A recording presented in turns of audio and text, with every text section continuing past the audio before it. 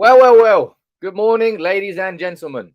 Sam here on United People's TV. It's Tuesday, the day of our crucial game against Villareal. We should just be talking about the formation and the team we're going to be using, our thoughts and expectations ahead of the game. But are we? No, we're not. We're talking about Mauricio Pochettino and the rapidly developing story of him potentially becoming Manchester United's new manager. I was live yesterday at 9:30 in the morning, bringing you all the latest updates. And you know that. I do that every single morning. But last night I had to go live again because this is a rapidly developing story that's moving a lot faster than I expected, that's moving a lot faster than I think any of us or anybody would have expected with Manchester United's pursuit of a new manager. Updates this morning, I'm bringing you from Jason Burt and James Ducker from The Telegraph, from John Le Gossip from Twitter. I say Twitter. He's a very renowned, established and respected French journalist. So we're getting a bit of insight from what's going on inside France. We're going to be hearing from Julien Laurens on what's going on with Zinedine Zidane and PSG. We're going to be hearing about maybe the £10 million it will cost Manchester United to pay out Mauricio Pochettino's contract. Pochettino, I'm looking at the comments this morning. I tell you what, this is going to be a big debate that happens over the next few days. Tomorrow, I'm planning on doing my Pochettino style and tactics video. I've done one for Brendan Rodgers. I've done one for Ralph Ragnick. And I did one for Zidane. I'm going to be doing one on Pochettino. Clearly, somebody who not splits fans, but because of his, he hasn't won major titles and major trophies, some people think that he's not good enough for Manchester United. But as you can see from the title of this video, as you can see from the banner down there, Poch to Manchester United is 100% on. What I'm going to do for you, as I always do every single morning, is bring you bang up to date. So let me quickly run through all of the news, tell you the sources that they're coming from. As I said, it's important to understand all the context around everything. Who's saying what? This is the latest on Poch to United. If you would, throughout the entire stream, make sure you leave your comments in there. I can see plenty of you are watching over on Facebook, over on YouTube as well. Lovely to have you both communities joining in. Let's go. Let's talk about it. So this is Jason Burt and James Ducker. PSG row could push Mauricio Pochettino to Manchester United. And one thing to really note about all the updates that have happened about Pochettino here over the last, let's say, 72 hours, since Sunday, since Ole Gunnar Solskjaer was sacked, and this story has just rapidly developed. Poch has not been vocally pushing to move, but as soon as the concept of Manchester United came around, these stories have just like exploded. Like they've all just been sitting there waiting for this Manchester United opportunity to come in, and all of a sudden it's like, boom, I'm unhappy, boom, I'm living in a hotel, boom, my family's still in London. Like it's, as I said, clearly Pochettino hasn't ever really truly been that happy out in PSG. But this is what the article's saying from James Ducker and from Jason Burt. PSG row could push Poch to Manchester United. Living in a hotel with his family in London, Poch is thought to be open to the idea of leaving PSG if Manchester United make that move. Let's scroll in and go down here. This has been the leading part of the story with Pochettino, growing friction between Poch and Leonardo. So I will scroll down and look at quotes that Pochettino has been saying from Jonathan. What's his surname? John the Gossip? Jonathan Johnson. There you go. From Jonathan Johnson and Fabrizio Romano here. Some really important quotes from Pochettino from a press conference quite recently, which sort of explains his frustration at the situation out in PSG and why, as I said, this is 100% on. Poch is believed to be willing to quit PSG for United amid rising tensions in the French capital, should Manchester United settle on him as their preferred choice. United have been busy drawing up a short list of potential candidates on an interim and a permanent basis, and the prospect of return to the Premier League appeals to Poch. PSG are not believed to have any plans to move Poch on, and neither has he told them he wants to leave, but there is an uneasy relationship. PSG will attempt to establish Poch's intentions in the coming days, and the ironic thing is that he's going to be in Manchester on Wednesday night, playing City, hopefully playing City off the park. That'll be a hell of a game to do. I think we're all going to be watching that with real intention on Wednesday night. PSG playing City. I mean, it's a Galactico game. You've got Neymar and Mbappe and Messi lining up against Guardiola. It's going to be a great game to watch. Hopefully, PSG can pump them. But as I said, the latest update there from Jason Burt and from James Ducker really is reiterating that fact that Manchester United could get Pochettino if we went in for him now. Now, what's your opinion on this? Do you two things, right? Let me know in the comments. A, do you think Manchester United will move for Poch now, even if he is available? Do you think we'll move for him now? And B, do you think Poch would really leave PSG? Because part of me is thinking, why would he want to leave that? Obviously, he's not that happy with the culture of PSG. The idea that he's going in there not to stamp his own identity on the PSG team, but to adapt his own philosophy and style to PSG. And that's part of the quotes that I'm going to be reading out to you next. But yeah, Poch is clearly, in my opinion, Manchester United's number one. Ten Hag's not in the conversation, really. If I speak about Ten Hag briefly here before I quickly go down and read your comments there, both Erik Ten Hag and Mark Overmars will stay at Ajax until the end of the season, despite interest from both Manchester United and Newcastle United. And that is coming from Mike I'm going to go for Vivage. He writes for The Telegraph, and he is considered one of the most respectable journalists when it comes to Dutch news. He is saying that Ten Hag is going nowhere, and we have seen nothing to suggest otherwise. All right? So if Ten Hag is the answer, and you know what I feel about Ten Hag, if Ten Hag is the answer, then Manchester United need that interim manager. And maybe if we get Pochettino in before the end of the season, we just get Poch in right now. And that's something different altogether. Now, let me go down here and read a few of your comments out about Pochettino. Kid, you're saying, looks like we're getting Poch this week. And that's a big thing about that. I've been, whether or not you want it to be Poch, I've been quietly impressed. And I won't praise Manchester United because we are crap in terms of a club structure. But if we're moving this aggressively and this quickly for Pochettino, maybe there was a plan behind the scenes all along. Maybe. Some of you saying Poch did very well at Southampton and Spurs. Good football on a tighter budget, both youth focus, Premier League experience. Ten Hag is great in Holland, but not proven. He's just trendy. Well, the comeback for that, my friend, would be the fact that Pochettino hasn't won anything. So you can talk about football on a tight budget, youth focus, Premier League experience, but ultimately he didn't win things.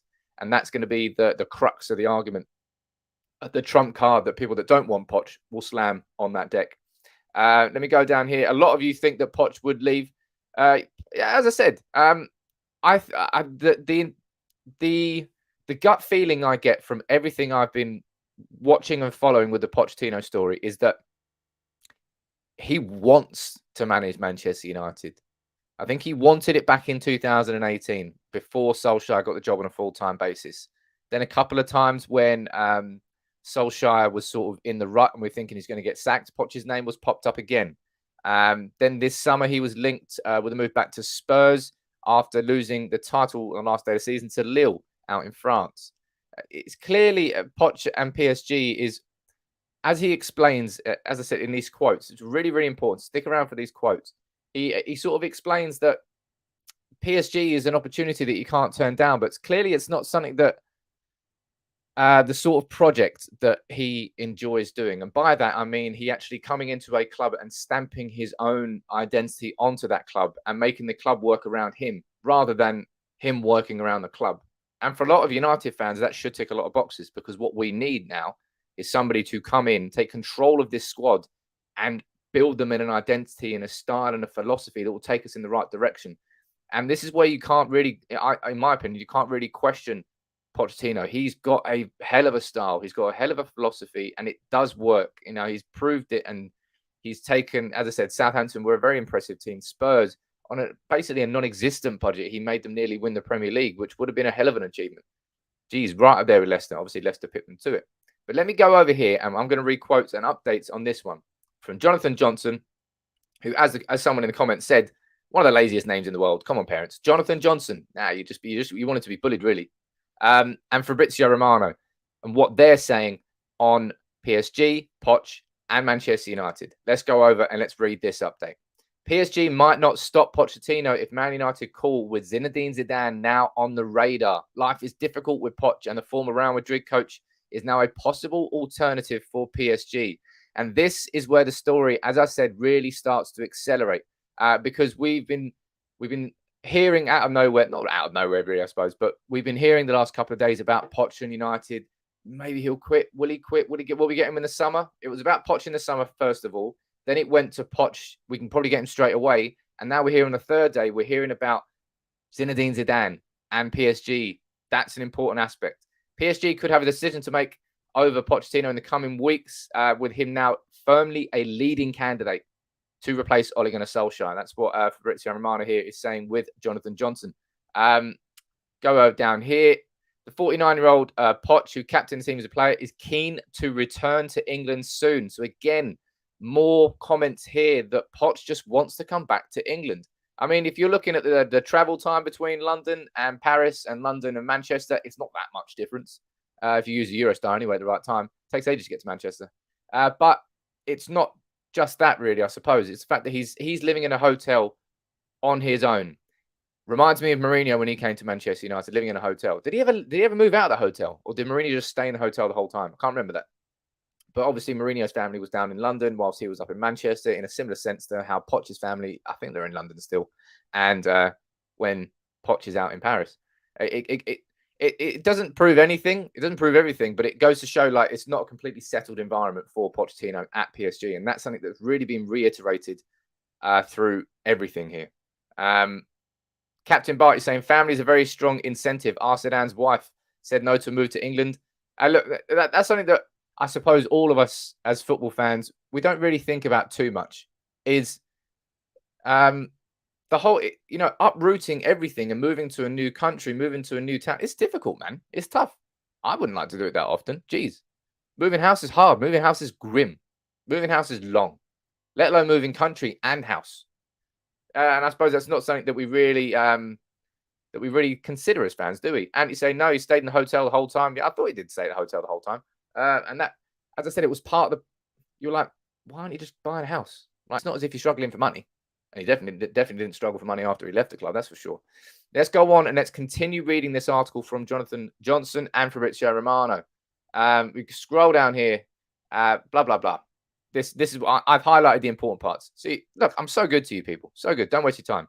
However, PSG were made aware of Zidane's potential interest in a return to France. After success with Real Madrid over 2 spells, the idea of allowing Poch to negotiate a return to England with Manchester United and full compensation is no longer ruled out.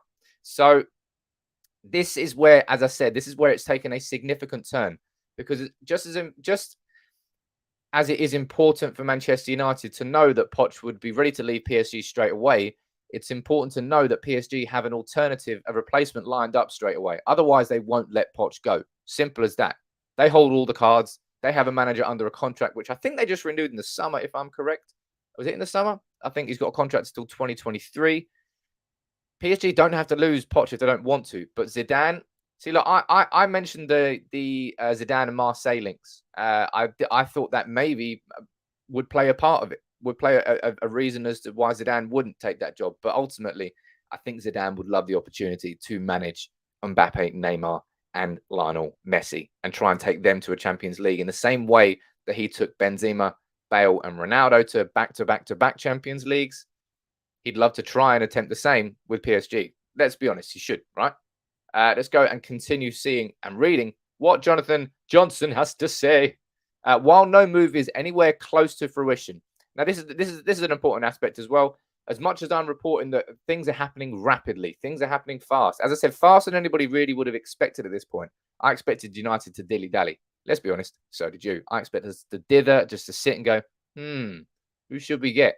And then not do much. But United are moving fast, right? No deal is close as of yet.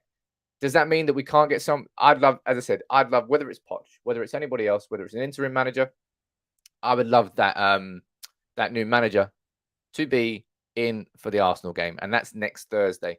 Maybe that's in 9 days' time. Maybe that's me getting excited, and it's never going to happen. I still hope it will, but I don't know. But anyway, they're saying that the move is no close to fruition. We've got Cert Cooking. How you doing, buddy? Joined as a member. Nice to have you on board. Welcome aboard to Cert. Join the member gang. You can get the link to the WhatsApp group, my friend. Click on the community tab. There's a private message, private group in there. Get involved in there. Love to have you on board. Anyway, let's back to the story. Pochettino's wrote recent quotes, and these are the quotes I want to speak about, right? These are important to understand. These really give a genuine insight as to why Pochettino hasn't been completely and utterly happy out at PSG. Let's read these together.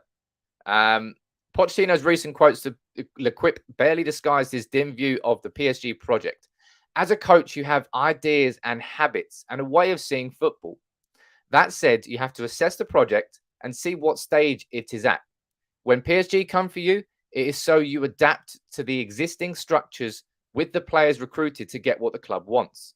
It is important to know what PSG want, and that is to win the Champions League, Ligue 1, the Coupe de France, everything. We did not come to build a project ourselves looking for things to develop our ideas or what we might need. We came here to adapt and win. We are here to develop PSG's ideas, not to develop our own defined ideas, as that would require building with the elements which we deem necessary for these ideas. Now, this, as I said, is a really, really important few quotes from Poch. Him explaining that, look, man, basically, I've come to PSG, my coaching staff have come to PSG, and we've had to adapt. We've had to adapt to the PSG way. We haven't been able to fully implement our own building blocks, our own style, our own philosophy, because we don't have time to do that. It's the immediacy of success that's necessary at PSG in the same way as maybe Manchester United when he comes in. So Poch, if he was to come in, we're speaking hypothetically here, if Poch was to come in, of course, he'd have that time to build his own stamp and his own identity. But he'd be coming into a squad which is, as I said, really capable right now. This isn't a team that's going to be given a summer or 2 summers to allow a rebuild. No, the rebuild isn't there. The rebuild has happened. Solskjaer's done the rebuild, and that squad there is ready to compete. So it's slightly different, but Pochettino certainly would have more autonomy over his own decisions at Manchester United. It won't be down to Woodward. Well, I fucking hope not. Jeez, I'm going to be getting into Woodward next. And the utter madness, trust me, the utter madness of the next article I'm going to bring you next might blow your mind, because it blew my mind when I read it. But Poch, so we've got there from Jonathan Johnson and Fabrizio Romano, again repeating the same thing. Poch is ready to quit, man. Poch is ready for Manchester United. He's sitting there saying, come and get me, baby. Come and get me. I've been waiting 3 years. I've got my tattoo on my tit. I'm ready. He's sitting there singing Glory, Glory, Man United. Got the alarm set. Watching Man United's highlights. I don't watch our highlights right now. Jeez. But Poch wants that United job. That's the main thing that we can get here. And that's exciting in itself. You do have to, when it comes to any player, I want that player to want to play for Manchester United. It brings a different mindset. Di Maria never wanted to play for United. Never gave a crap about us. Might have been a wonderful footballer, but never had his heart in it. It's a bit different when a player has their heart in it, if a manager has their heart in it. And Poch was always touted as a potential new Fergie. I'm not going to say he's a new Fergie. There's no proof of that, really, in the ultimately in the titles that he hasn't won. And you're saying ready to compete, Sam. Look, and this is definitely 100% not a squad which is going to be afforded a rebuild. This squad is capable of challenging, and don't let Manchester United's form this season tell you otherwise. Nah, this team should be, with the squad we've got right there, 100% this squad should be competing, and therefore that is going to be the expectation on the manager that comes in straight away. Will that be Pochettino? Well, yeah, it may well be. Kennedy saying Di Maria is a great footballer. I just said that. Di Maria is a great footballer, but he never gave a crap about Manchester United. Therefore, his heart was never in it. And when Van Gaal started to try and tell him, I mean, Van Gaal was quite literally the worst manager in the world, probably, to manage Di Maria. Van Gaal is a manager who tells people to take an extra touch in the box just to make sure they increase the odds of them scoring. And Di Maria is somebody who plays off instinct, off quick touches, and he's a far more, I don't know how to describe him, but he's a better footballer than that. And that's why it didn't really work. But also, he never wanted to be at United. He just wanted to be at PSG. So we got the update there from Jason Burt. We got the update from James Ducker. And we got the update from Jonathan Johnson and Fabrizio Romano. All, again, saying the same thing. Poch is ready to quit United. He's unhappy at PSG. It's basically every article I'm reading is a come and get me plea. Come and get me plea. If we head over here briefly, I'm not going to look into this article too much because it's from Disco Mirror, from the Mirror. He's saying the same thing, saying that Poch wants Manchester United job now, and he's desperate for a return to the Premier League. If I scroll down here, This is the input. This is the reason I pulled this one up, because this is the first time I believe that we've seen a number attached to it. We scroll down, we get past all the goddamn adverts. My God, where is it? Jeez, I hate these. Some of these websites are gash. Absolutely gash. Look at the amount of, there you go. Got it in the end. Jesus, you've really got to look for the content. United would have to pay PSG compensation in the region of £10 million to get Pochettino. Now, that figure almost halving in the summer when he would have 1 year left on his contract. So £10 million, roughly, that's what Disco Mirror is saying for Pochettino. And I've said this before, and I reiterate it right now. We spent £20 million sacking Jose Mourinho. We spent £7.5 million sacking Ole Gunnar Solskjaer. We should... That 10 million shouldn't even be a conversation. It shouldn't be a stopping point. It's just what we pay. You can't spend nearly 30 million on sacking our last two managers and then balk at the idea of spending 10 million to bring a new manager in. I'm going to head down to the comments here. All right, you let me know what you're thinking. All the updates I've brought you so far, you let me know what your opinions are on Poch, on whether you think he's right for United. I'll try and answer. I'll read a few of yours out. And if you are new, because there's plenty of watching, welcome to United People's TV. I'm Sam. Bringing you all the latest updates as I do every single morning at 9:30 a.m. Please consider dropping a like on the video. It's free. It does help the channel. And consider subscribing as well. I'd love to have you on board. Sanjay, you're saying, Sam, well, don't you think that the foundation is already done? We need someone who can win titles. That's exactly what I'm saying, Sanjay. And that's where people will, as I said, that's going to be the Trump question and the Trump argument every time you mention Pochettino and you speak about all the good stuff that he's done in terms of building squads, building teams, building clubs, really. He took Southampton from where they were. He got them the highest ever Premier League result. And then he went to Spurs, and within 5 years, he nearly won the league with Leicester, and then he got into the Champions League final, despite the fact that the club didn't sign and play for 18. Trust me, there's a lot of positives that you can throw out about Poch. But then you ultimately come to the point where he hasn't won the Premier League. He hasn't even won. He lost the league last year. Obviously, he did come in halfway through the season. But Abby, you're saying Poch might be a risky appointment. Less trophies to go with a nice football and wait for Ten Hag with an interim appointment till the summer is a no-brainer, in my opinion. Abby, I've had my say on Ten Hag. You know that I personally felt that the idea of Ralph Rangnick coming in and spending the next 6-7 months really modernizing certain structures inside our football club, that appealed to me so much, because Pochettino, if he does come in now, he's going to come into a tough an environment behind the scenes that is not built for success on the pitch. Hell, it's not built for success commercially either. We've been stagnating for years. Woodward's great work commercially is actually starting to unravel. That's why the idea of Rangnick on a short term until the end of the season and then laying the carpet for Ten Hag, for me, appealed so much, because if we could have spent the rest of this season under Rangnick, he's a good manager, clearly. He's a manager with good structure. He'll put good foundations inside that team, actually get that team working and coach properly. And we'll get clearly a better squad out of it by the end of the season. That's not to say that Ralph Rangnick would win us the Champions League or win us anything. But in terms of the overall long term, having Rangnick until the end of the season and then bringing in Ten Hag, it appealed to me so much. Now, it looks like Pochettino now, instead of the summer, is certainly going to be something that absolutely can happen. Let me go down and read a few of your comments out here.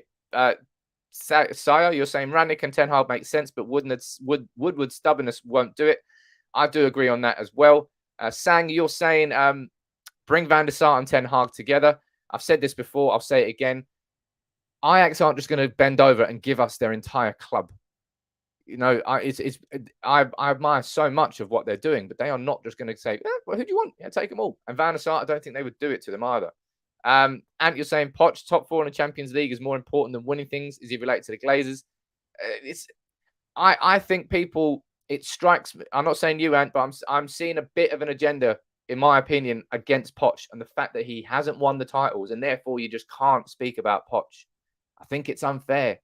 I think you need to take a step back and actually look at the options, because if we're talking about, as I said, if I'm trying to be completely objective here and we're talking about the fact that Poch hasn't won titles, and therefore we have to rule him out completely, it's just such a risk. Ten Hag has only managed in Eredivisie, and there is a huge risk attached with that. In the same way that Pochettino has got years of experience working in the Premier League, years of working under a tight ownership that really isn't giving him what he needs to succeed. What I'm saying is that it's not clear cut. You can't just rule Poch out because he hasn't won the Premier League and he hasn't won the titles, and therefore he can't be considered as an option. In the same way that I can't just say that Ten Hag doesn't come with risks as well. And this is what I'm saying, that no manager is perfect. It doesn't matter who it's going to be. Pochettino, Rodgers, Ten Hag, Zidane. Every manager is going to have compromises that comes into Manchester United next. That's something I maintain for sure. Stefan saying enough is enough. Don't spend money on the coach again. Ralph Rangnick until the end of the season and then do everything to sign Ten Hag. And mate, if it was as simple as that, Stefan, it already would have happened, eh? That's what I think. Let me read a few more of your comments out here. Poch really needs a chance, says Chris. How many other great managers are there available right now? Zidane does not want us. Zidane does not want us. Zidane has never wanted us. As I said, Zidane's gone no further than speculation. I covered it in my full story video, looking at all the reports and where they were coming from. I looked at how he could come to Manchester United and the style that he had. But other than that, the Zidane story has never gone further than speculation. All the reliable journalists have always said that Zidane's not really that interested in the job. Stu, you're saying if he had the United squad, he'd more likely win stuff, as he took a shoddy Spurs squad to almost a Premier League title and the Champions League, and he fell just short. And let's be honest, if Harry Kane was fit, would Liverpool have won that final? Yeah, they probably would have, because they lost the year before. But look, I don't like people, in my opinion, just completely outright dismissing Poch right now, in the same way that I wouldn't like people outright dismissing Ten Hag. Right now at Manchester United, we are not in a position to rule anybody out. We have to look at all the candidates. And it's just a fact, I suppose, that Poch was linked with us a few years ago and has been on our radar for a long time, that these Poch stories really have accelerated fast. And as I said, I'm going to be doing a video. It might be tomorrow if I can get it done in time. I'm going to be doing a proper video on the Poch style, the Poch philosophy, speaking about what he did at Southampton, what he did at Spurs, and what he's done or doing at PSG, and how that can apply to Manchester United. Because there are some clear principles that exist, I know this, between all three teams already. And that's what I want to speak about when I do that video, because it's important that we do that. Now, as I said, we've been speaking about Poch over the last 3 days. We've been speaking about Pochettino and how this story has been developing, and how, Manchester United, will he quit during the season? Will he not? Can Manchester United get him? It's all kind of irrelevant if PSG can't get a replacement in. But it sounds like Zinedine Zidane is going to be that man. We go over here to Julian Laurens, as I said, a journalist who I very much consider reliable and respectable when it comes to French news. PSG have made contact with Zinedine Zidane in case of a potential departure of Pochettino. Sources have told Julian Laurens. So that's a major point here. Zinedine Zidane going to PSG and Poch coming to Manchester United. If Zidane wasn't available, I don't know whether Poch to United could be considered as an option, in my opinion. But the fact that Zidane is available, maybe it will be on a short term. Maybe it'll be I don't think it would be, but maybe it'll be on the short term until the summer, and then he'd go and be ready for the France job. But I think Zidane would love the opportunity of going into that PSG team in the same sense that he went into that Real Madrid team. As I said, that Real Madrid team that he had the first time, it had Ronaldo, it had Bale, it had Benzema, and he won back-to-back Champions Leagues. He's basically the dream manager for PSG, because that's the only thing that matters to them. They want that PSG trophy like a badge on their shirt, just something they can put on their shelf. That's what they need as a PR. Trust me, it's just a pure PR move. It's what football's become. PSG are a trophy club for Qatar, and they want nothing more than for the Qatari-owned club in European football to win the best trophy in European football ahead of the Qatar World Cup. It's exactly what they want. In the same sense that maybe the Qatar Grand Prix has happened this year for the first time, just before they go and do the World Cup. It is what it is. They are a trophy club, and Zidane is the man who is most likely, let's be honest, to bring them that trophy. So the fact that Zidane is available, the fact that Zidane, as I said, I kept mentioning the fact that Zidane had Marseille roots, and that might stop him. But there's nothing really from Julian Laurens on that. There's nothing really from Jonathan Johnson on that, who are far closer, and inside French football. So maybe I'm overstating that. But Zidane to PSG is a major, major thing in this whole Poch situation, because it's basically it's the piece that unlocks it all. If Zidane goes to PSG, then Poch can leave to Manchester United, and Poch can get what he wants. And that's, as I said, that's something I want to reiterate. It's definitely a positive that I see in all of these Poch stories and the way that it is developing. Mate, he wants this United job. He wants this United job for sure. He wants Manchester United. And he's wanted it for a long time. That's the thing I'm getting. And that's, for me, is probably the reason why I think this has developed so rapidly over the last 72 hours. It's because he would love nothing more than to come to United. And I think that does go a long way, in my opinion. I've seen a couple of comments down here. You're speaking about Brendan Rodgers. You're speaking about Pochettino. I'm going to ask the question. I've got my opinion on this, but who do you think is a better manager out of those two? Rodgers or Pochettino? You type your answer into the comments down there, and I will read a few of them out and give you my opinion. Spoiler alert, I think it's Pochettino, but let me know what you think in the comments. Realistically, we're buying PSG's leftovers. No, I don't think we are at all. I think we're taking their manager who is under contract. Simple as that. We would be buying their manager out of a contract because we want him. It wouldn't be like we're taking their leftovers. In fact, quite the opposite. Let me go down here. Poch. No, right. Okay. Let me see. Right. So who do you think is better, Poch or Rodgers? Poch, no contest. Poch says Chris, Sean, Adil, Philip, Poch, Poch. Any day. Okay, right. Okay. Well, at least we can agree on that one, because I was genuinely going to think that some of you might be arguing Brendan Rodgers. Brendan Rodgers is a man who's obviously being linked to the job. And for Brendan Rodgers, basically Solskjaer getting sacked couldn't really have come at a worse time. I think where are they now? Like 12th in the table? I don't know where Leicester are on the table, but they are on a crap run of form. And they have been on a bad run of form. If Rodgers was flying high with Leicester, I think he might be considered a stronger candidate for the job. So maybe we've got to be happy and consider it a bit lucky, because in my opinion, I don't think Brendan Rodgers would have been the right man to take us up towards that top table. Now, obviously, the debate is going to surround. It's all about, in my opinion, there's only two real candidates now. It's Pochettino and Ten Hag, if we're looking at the long term.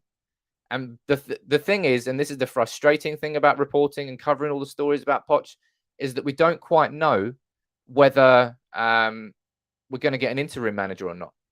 We don't know whether we're going to get an interim for the current interim in preparation of a permanent manager in the summer, or whether our current interim is going to stay as an interim until we get a permanent manager and bring him in now.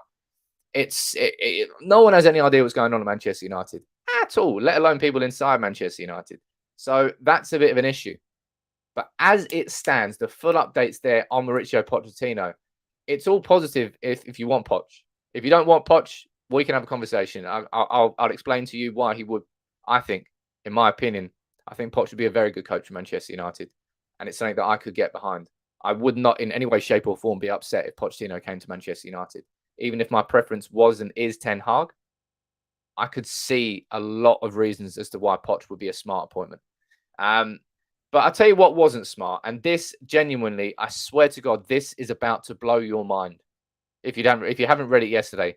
When it came out, it blew my mind. It really, really blew my mind. I'll head down and quickly read a few more comments out, though, before I read this. Say, Abby saying, hi, Sam, the wall is getting pretty each day. Big up to you. I've got some stuff that's been sent into the PO box. The PO box address is down there, by the way. If anybody wants to send in any stuff, whether that would be, I don't know, a letter, a photograph, some nudes, don't send me nudes, some drugs, don't send me drugs, alcohol, you can send me alcohol. Send in anything. There's a little PO box down there. And I'm going to be rearranging this bit over there to get some of the stuff in. A lava lamp that was sent by Or, big up to you. Or going to be, as I said, it's your way of coming a little bit closer into the middle of United People's TV in the community, and you can help change the set. But this here, right, this is going to blow your mind, because when I saw this yesterday, I had to give it a double read. This is coming from Mike Keegan from the Daily Mail. Manchester United face forking out millions to pay off Ole Gunnar Solskjaer's backroom staff, including caretaker Michael Carrick, after they were all awarded new three-year deals weeks before his sacking. Manchester United sacked Solskjaer after the defeat to Watford, But Mike Phelan, Carrick, McKenna, and Richard Hartis all penned new deals. Jeez. My God. So we didn't know about this. We didn't. This is what I'm saying. This is what blew my mind yesterday when this story came out. We knew that Mike Phelan signed a new contract, but it's emerged now that Manchester United gave new deals to Carrick, McKenna, and Hartis. Who I don't know who Hartis is. Is he a goalkeeping coach? Jesus, that isn't incompetence. There is a new word that has to. Someone give me a new word that's like 10 times worse than incompetence. It's sheer. It's not even negligence. What that is a power play by Ed. In my opinion, here, it would be a power play by Ed Woodward to make it more difficult for Manchester United to sack Ole Gunnar Solskjaer and his coaching staff, to make it more expensive to sack Ole Gunnar Solskjaer and his coaching staff, because no person in their right mind does that. Because when Mike Phelan signed that contract, it was towards the start of October, wasn't it? And we were all like, why is Mike Phelan signing that new contract? It was a bit weird at that time as well. But for Manchester United to give it to Carrick, to give it to McKenna at a time when everything was just like up in the air already, as I said, it's negligent. Is negligent doesn't cover it. It's scandalous. That's exactly what it is. That's the best word. It's utter scandal for that to happen. Because in my opinion, it was Woodward's way of trying to protect his own intentions of not sacking Solskjaer by making it more difficult more expensive for the club to get rid of the whole coaching staff. In his mind, probably part of his thought process was, right, if I do this, it's more likely that my decision to back Solskjaer is going to be proven correct. I can't get my head around it. It blows my mind. Ian, what are you saying, sir? The reason the Glazers want Poch is because he's an Ole Mac too. Basically a yes man who is technically better. Please don't forget my Facebook Instant mess. I don't know what's going on with Facebook Instant. I had a look. If it was you the other day, Ian asked me to look. I can't see anything there, so I don't know what you're talking about. Drop me an email, sam@thepeoplesperson.com. I don't think Poch is that at all. Poch is somebody who worked in very tough circumstances at Spurs under a chairman which refused to spend. Yes, he has worked in hard circumstances, but if anything, I would say that's probably a positive more than a negative, because ultimately, as much as we want our club structure to change, it is not going to change. Not right now. That is a fact. No matter how angry we get about it, nothing's really going to change until they want it to change. And therefore, the manager who comes in next has to work in those circumstances. And therefore, Pochettino's experience of working in similar circumstances has to be considered a plus point for United fans, because he's worked in those sort of tough environments before. And then you can come back and say, look, blah, blah, blah. Well, Poch won't get what he wants. I don't think Poch needs too much. There's obviously going to be, if you're looking at the players that he's got at PSG and the players he's got at Manchester United, in terms of that midfield, it's all over the shop.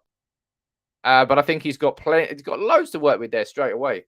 But that idea there, that, as I said, that blew my goddamn mind. The fact that we gave new contracts and we kept that quiet, kept that under wraps. Carrick, McKenna, Jesus, that, as I said, that is a dirty, underhand power play move by Woodward to make it harder for Manchester United to get rid of Ole Gunnar Solskjaer and his coaching staff. Richie saying, hi Sam, trying to join, but I can't. You can't from Facebook. Richie, if you want to join from Facebook, buddy, there should be a support now button around this video somewhere. And if not, there's a little link in the description of this video. You click that and you'll go straight through to the support now page. I'll mention it now to everyone else. It's your chance to come closer into the United People TV community if you support now on Facebook, or if you hit the join button on YouTube. Every single week you get entered into a draw to win one of these lovely, lovely bad boys. CR7 shirt. Don't say I don't treat you very well. There he is. Woohoo. Giving one of those away every single week. And I'll say, remember that this giveaway is happening at the same time here on United People's TV. I treat you so well. It's like Christmas here constantly. Giving this copy of Patrice Evra's autobiography away. All you've got to do to enter that, it's so simple. Go on Twitter or Instagram and send a message to Evra and tag United People's TV in it, at United People's TV, both on Twitter and Instagram. Send that message.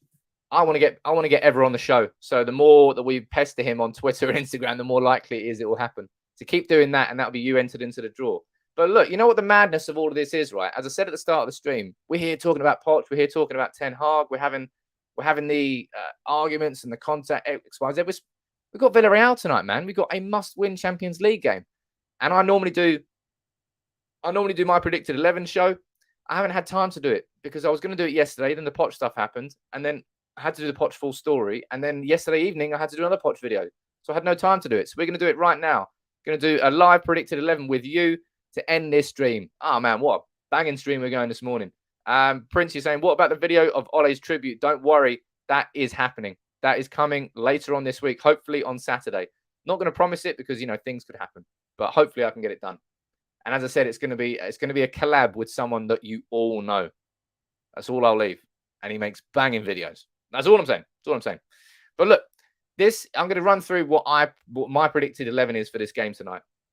In my opinion, I think there's not going to be much of a change, but there will be some subtle changes. Boom! This is my predicted 11. I'm going to go for a 4-2-3-1. I don't think that Michael Carrick is going to change that team too much. That's not possible, really. Not in the short space of time between our game against Watford on Saturday and a game against Villareal on Tuesday. But I think he will change the personnel. I think the back five will stay largely the same. It'll be Shaw, it'll be Maguire, Lindelof, Wan-Bissaka. One thing I will say right now before I really get into that team is this. The players have got nowhere to hide anymore. Manchester United's players have nowhere to hide. So much was said about Ole Gunnar Solskjaer and how he was a problem, and so much has been said about how the players are still they're part of the problem as well, Sam. I'm not disagreeing about that, but I didn't want to throw players under the bus because, in my opinion, players are very symptomatic of a club situation. If a club's flying high, if a club's stable, it's the environment for success to thrive in. If everything's going wrong on and off the pitch, I think it's. Oh, look, apparently Shaw's injured. Well, there you go. Shaw didn't travel. That's why I don't do live predicted 11s. I didn't see that in the in Manchester United's early team news. Well, that's easy enough. Then Tellez simply there. That's not hard. But I think McTominay and Van der Beek. What is that? That's really annoying. Get off my screen. You're blocking all the buttons. So simply that means that Tellez is going to play there. But obviously the changes are going to be here, in my opinion. I think of course, Donny van der Beek is going to start this game. He was absolutely outstanding against Watford. Van der Beek was phenomenal against Watford. He set the tempo. As I said, I compared it to Roy Keane. Not because I think Van der Beek is on Roy Keane's level, but it's the sort of performance I would have expected from Roy Keane if he came on at half-time in that game with United playing like absolute crap and needing a sort of inspiration. He came on and he was committed to every tackle. He was flying into tackles. He got a goal. He got the passing range from him was fantastic. It was great. And that's why I'm playing him in midfield. For sure, I'm playing him there. And I've gone for McTominay alongside him. It just strikes me that I think Michael Carrick would choose McTominay ahead of Fred. And that's probably because of his connections to Manchester United, the connections to the academy. And again, I'm just kind of guessing. We've had no indication yesterday from Michael Carrick in his press conference as to what team he's going to be playing. There was no hint about a style or anything, and I don't think there's going to be wholesale changes. Hell, Michael Carrick was part of that coaching staff. He was coaching this formation all the time with Manchester United. Now, you could see, let me know in the comments below, type it now. Do you think that McTominay is going to start there or Fred, right? Let me know in the comments, and maybe we'll change it. I'll see which one's the most popular one in the comments. But do you think that Fred will start there, or do you think it'll be McTominay? You let me know, and I might change it. I might change. Victor, and what are you saying? That impact by Van der Beek. Van der Beek is clear of every United midfielder. He is, apart from Bruno. Although Bruno right now, geez, can we just quickly talk about that clearance that Bruno tried for the penalty that Watford got? What in the world was Bruno doing? What was he trying? Just like, that's something you do legitimately at like under nines level. You're on the edge of their own box. You just like close your eyes and you boot it 60 yards in the air vertically. That was madness from him. Let me go down here and see what you're thinking about Fred and McTominay. Let's go up. And I'll tell you what, there's so many comments coming in. I love how engaged it is here in the mornings. Fred, let's go down here. Or you think Fred, Donny and Fred, McSauce. Scott, not Scott. Josh, you think it's Scott. Fred, McSauce. Fred. Freddy. McTominay, jobs for the boys. I genuinely think that's probably why he's going to play it. But looking at this, I'm going to say, the people have spoken. The people have spoken. Fred. You think Fred's going to play there? So it's going to be Fred and Van der Beek. It's going to be Fred and Van der Beek, or it's going to be McTominay and Van der Beek. It's going to be one or the other. And if it's Matic and Van der Beek, I'm going to hit my head against the wall. But it won't be McFred. I honestly think what we're going to see from Michael Carrick here, and it's a real indication of the fact that he's an interim manager. I think he's going to be playing a formation which slightly panders towards what Manchester United fans want to see.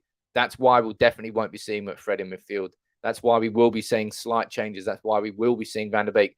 Oh, no, not on top of that. I mean, it is the right thing to do. It absolutely is the right thing to do. But Van der Beek, I'm excited to see what he can do. And I don't think the front four really changes. I think it'll be Rashford on the left. I think it'll be Sancho on the right. I think it'll be Bruno in the middle. And I think it'll be Ronaldo up front. So I think largely it's, as much as it would have been an interesting video to do that on Carrick, I don't think there's going to be that many changes. I think we're still going to see pretty much the same Manchester United team play against Villareal tonight as we played against Watford at the weekend.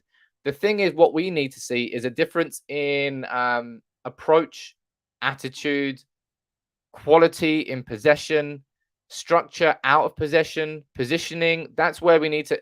The differences between Carrick and Solskjaer will be more subtle than the starting 11.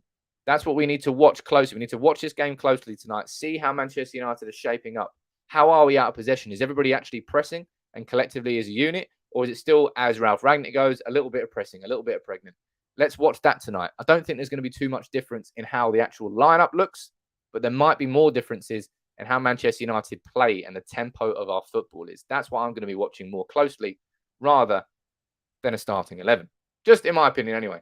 But look, before I wrap up today, I'll give you the opportunity for the next 5 minutes or so. Fire in your questions and your opinions. And please, if you would, fire in your super chats as well and support the channel.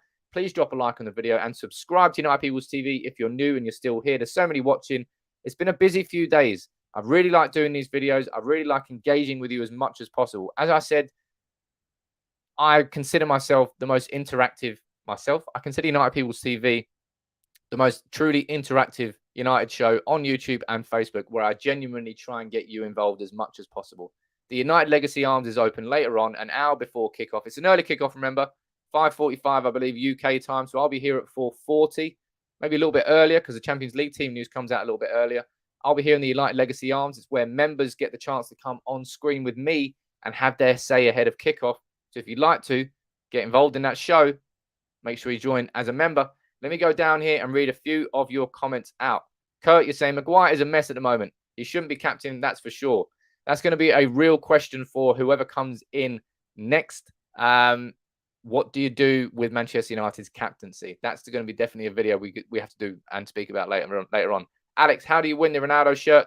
All you got to do, Alex, if you're on Facebook, hit the support now button, join as a member on there, and you get entered into the draw automatically. And for anybody who already is a member, you're already entered into next week's draw. It's not just a one-time thing. Every member gets entered into every draw every single week. And trust me, there's going to be more coming up to Christmas. I literally am turning into the Santa of YouTube. Hamad saying, something I've watched closely recently is how Sam looks a bit like Fletcher. I've had that before. I tell you what, Fletcher was a professional footballer. Became a millionaire. I'm not a millionaire or a professional footballer. That's pretty much as close as I'm going to get to Darren Fletcher. Maguire should be working in Redcalf, says Ant. Not playing for us. He's terrible. Laurie turns faster than him. Look, Maguire's been poor, man. Maguire has been very poor. Nobody's going to argue about that. And I'll be interested to watch Maguire's performance tonight. Obviously banned for the Chelsea game, so he's not going to play there, but I expect him to play tonight. But Phil Jones was in the travelling squad. I don't even think he's registered for the Champions League. He's literally gone to Villareal for a quick holiday. That was odd. But I'll be interested to see how he plays because there's been so much scorn and criticism aimed towards Maguire that we need to see him tonight actually, play like a captain of Manchester United. One thing I won't ever forget about Maguire is after the Liverpool game when he did his post-match interview and he said, "I'm here because I have to be here." That really sort of kicked me in the dick when I didn't need to be kicked there because I just lost 5-0 to Liverpool. But that was just like, did my captain really just say that? Captains are supposed to be there facing up to everything. And Maguire, I personally think it almost seems like he's really, really struggling with the extra burden of being Manchester United captain at a time when the ship is sinking. I just don't think he's coped with it very, very well. I'll head down to the comments here. I'll read a few of these. Gary Cole, not being funny, but some of these comments. Sam looks like Fletcher. Come on, I've asked several questions this morning and none have been addressed. Sorry, Gary. I swear to God, I'm not ignoring them. There's so many questions coming in. And when I look at the screen, I can see like 10 to 15 comments. So sometimes the questions fire out and I can't see them. It's when I look down, that's when I answer the questions. Sorry about that. Let me go see. Let's see a few more of these questions. Do Pixie Dust. Do I think Ronaldo is the cause of Solskjaer's sacking because he was not part of the plan from the start? No, I don't think Ronaldo was the reason that Solskjaer got sacked. But I do think that Ronaldo's arrival threw Ole's plans out the window. I think it was a power play move by Manchester United to A, stop Ronaldo going to City, and B, bring Ronaldo back to the club. You know, no one's going to be upset about that, but he was not part of the plans. So yeah, I do think that Ronaldo coming in made it a lot more difficult for Solskjaer to do what he wanted to do this year. If Ronaldo didn't come in, I think we would have seen 10 times more of Jadon Sancho, and I think we would have got 10 times more out of Jadon Sancho. I think Ronaldo's arrival didn't help Sancho at all. I thought it would maybe take a little bit of the spotlight away from Sancho, allow him to sort of get on with his game. But yeah, I don't think Ronaldo's the problem. Of course, Ronaldo's not the problem, man.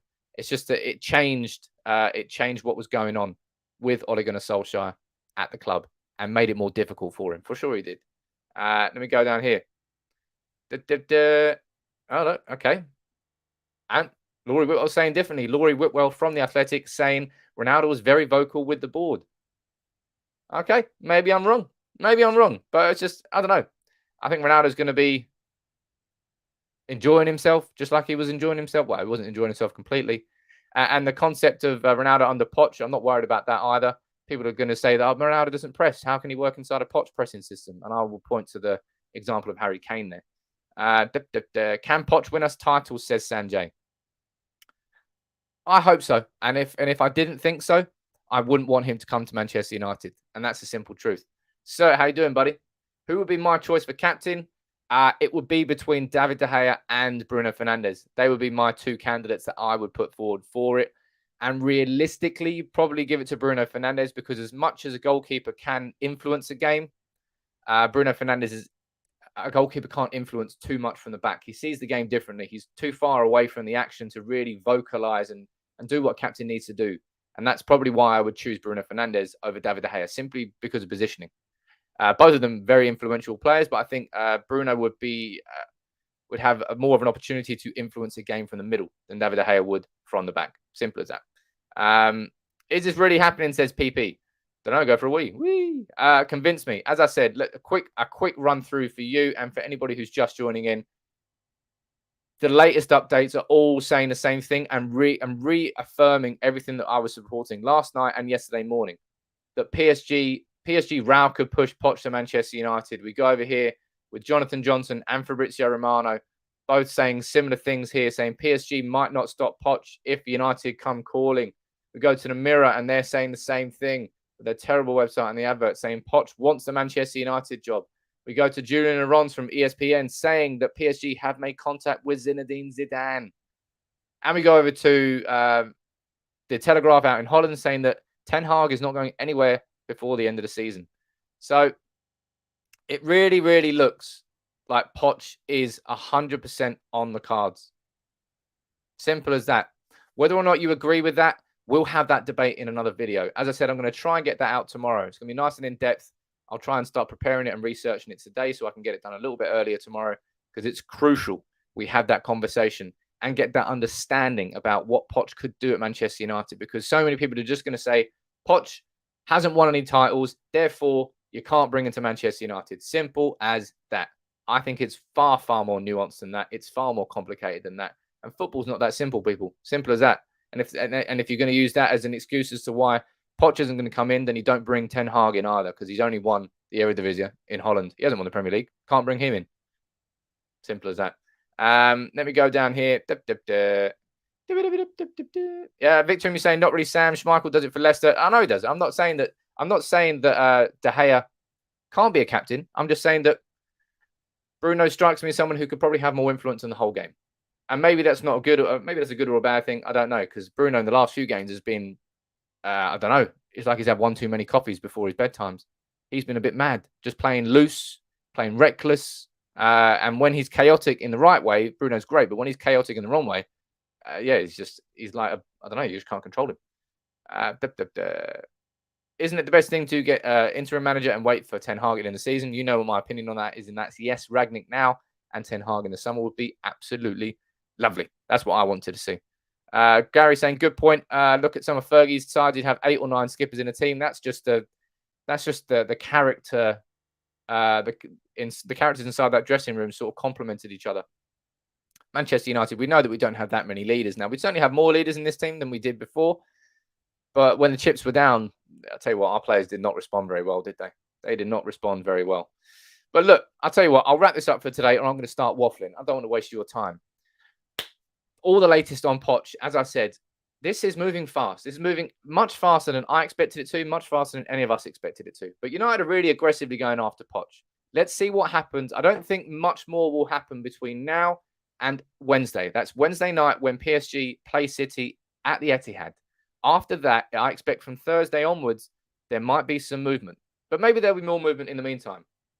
And certainly from Zidane and PSG. That's probably going to be an interesting thing about this. But look, thank you very much for joining in this morning. I love how busy these streams are getting. I love how much you're engaging and getting involved in the comments. Please drop a like on the video if you're still around here. There's plenty of you who still are. So drop a like on the video. Subscribe to United People's TV if you're new. I'll be back here in the United Legacy Arms when it is open. Someone's telling me to move my head. No, or I won't move my head. Whoa, there we go. Whoa, there we go. Sorry, it's just I can't do anything about where the position of that is. That is the Fergie picture that was sent in by, I think, or as well, that's the Manchester United quiz book. And behind that, randomly, is a signed photograph of Tony Hawk that I bought because I got excited and saw that he was giving away signed pictures of Tony Hawk for charity. So I bought one. Random, I know. I need to put it up in the toilet wall. I think it's a sort of good thing that when he's sitting there having a dump, be a good thing to look at. That's what I thought anyway. Just a little insight into my mind. Anyway, thank you very much for joining in, everybody. I will meet you all in the arms later on. Make sure you become a member. Hit the join button if you want to join me on screen. Poch to United. It's busy at United right now, and we've got a big game tonight. Big game.